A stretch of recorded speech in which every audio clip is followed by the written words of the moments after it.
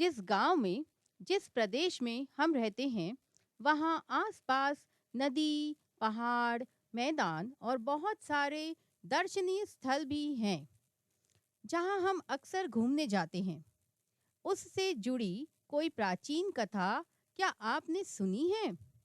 गांव के आसपास कोई नदी बहती है क्या? या नदी पर कोई बांध बना है? क्या आपको उसका नाम याद है? या आसपास आपने कोई पहाड़ी श्रृंखला या जंगल देखा है जिससे आप वनोपज संग्रह कर लाते हैं? आपके गांव में वन्य प्राणी पाए जाते हैं क्या? या आपके गांव में कौन-कौन सी फसलें उगाई जाती हैं? आपके गांव में कौन सी लोक कलाएं हैं? और ऐसे कौन से लोकगीत हैं जिन्हें आप अक्सर गुनगुनाते हैं? क्या आपके गांव या क्षेत्र में हाथ करघा और रेशम का काम होता है क्या? आइए आज हम भारत गणराज्य का 26वां प्रदेश छत्तीसगढ़ की बात करते हैं। चित्र में आप छत्तीसगढ़ प्रदेश का नक्शा, छत्तीसगढ़ प्रदेश की पहाड़ी मैना, जंगली भैंसा, गंगरेल बांध देख पा रहे हैं। इस अध्याय में हम छत्तीसगढ़ प्रदेश की सैर कर बहुत सी रोचक जानकारी साझा करेंगे। कुछ नए शब्द, वाक्य और मात्रा से नए नए शब्द बनाना सीखेंगे। हमने पहले र अक्षर पढ़ना सीखा। अब र को दूसरे अक्षरों के साथ कैसे लिखा जाता है, उसके बारे में भी हम चर्चा करेंगे। और जब हम किसी अक्षर पर जोर देकर बोलते हैं तो हम उसको कैसे लिख सकते हैं, वो भी देखेंगे। अध्याय 13, हमारा प्रदेश छत्तीसगढ़। र को कभी शब्दों के नीचे पाई के पास लगाया जाता है और उससे नए शब्द कौन कौन से बनेंगे वो भी हम देखते हैं। श, श अक्षर से अब आप कुछ नए शब्द सोच लीजिए जल्दी से। आधत, जब हम एक वर्ण पर कुछ अधिक बल देते हैं तो उसको बोलने में अधिक वक्त लगता है। तो हम देखेंगे कि इस तरीके से कौन से नए शब्द बनते हैं। र से प्रण बनता है और इसमें आपको र सुनाई दिया क्या?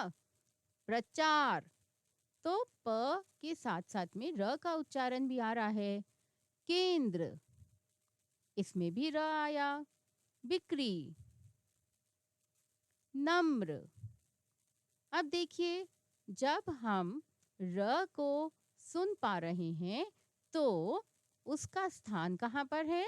उसका स्थान है शब्द के नीचे पाई के पास। श से कौन से नए शब्द बने, या आपने क्या कुछ नए शब्द सोचे? चलिए मैं आपको कुछ नए शब्द बताती हूँ। श से शाला, नशा, विशाल, कैलाश। इन शब्दों में कहीं ना कहीं श का उच्चारण आ रहा है और ये है त। इससे एक नया शब्द है पत्थर, दूसरा कत्था, तीसरा 70 और पत्ता। आपने देखा कि जब हम कुछ अधिक बल दे रहे हैं तो बोलने में हमें थोड़ा वक्त भी लग रहा है। तो चलिए अब हम छत्तीसगढ़ प्रदेश के बारे में कुछ रोचक जानकारी साझा करते हैं आपसे। हमारे प्रदेश का नाम छत्तीसगढ़ है। छत्तीसगढ़ की राजधानी रायपुर है। हमारे प्रदेश में 28 जिले हैं। यहाँ महानदी, शिवनाथ, हसदो, इंद्रावती, खारून नदियां हैं। महानदी के गंगरेल बांध से राज्य को बिजली मिलती है। छत्तीसगढ़ की प्रमुख फसल धान है, इसलिए छत्तीसगढ़ को धान का कटोरा कहा जाता है। यहाँ की धरती खनिजों से भरी पूरी है। यहाँ कोयला, तांबा, लोहे की खानें हैं। चूना पत्थर, ग्रेनाइट तथा डोलामाइट भी यहाँ मिलता है। देश का सबसे बड़ा भिलाई इस्पात कारखाना भी यही है। छत्तीसगढ़ प्रदेश के आधे भाग में वन है। प्रदेश का राज्य पशु वन भैंसा है। यहाँ का राज्य पक्षी पहाड़ी मैना है। यहाँ की लोक परंपरा पंडवानी, चंदैनी, कर्मा, पंथी, राउत नाचा, सुआ आदि बहुत मशहूर हैं। जैसा कि मैंने आपको बताया था कि जब हम किसी एक वर्ण पर अधिक बल देते हैं तो अब हम उसको उच्चारण के साथ कैसे लिखते हैं ये भी देख लेते हैं। आधे त को ऐसे भी लिख सकते हैं और अब उसका हम उच्चारण देखते हैं और हम उसको कैसे लिख सकते हैं आइए देखें। छत्तीसगढ़ इस तरह से भी लिख सकते हैं और इस तरह से भी लिख सकते हैं। पत्ता आधा त या हम उसको इस तरह भी लिख सकते हैं। भत्ता इसमें आधा त का प्रयोग किया गया है और दूसरी तरफ देखिए हम उसको एक सीधी लाइन खींचकर त के ऊपर लगाकर भी लिख सकते हैं। आइए अब हम कुछ अंकों की भी बात कर लेते हैं। एक अंक की संख्या को इकाई कहते हैं। जैसे 1 से 9 तक की संख्या।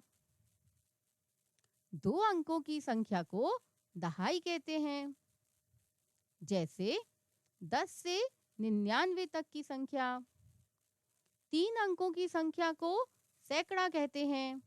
जैसे 100 से 999 तक। 4 अंकों की संख्या को हजार कहते हैं। जैसे 1000 से 9999 की संख्या।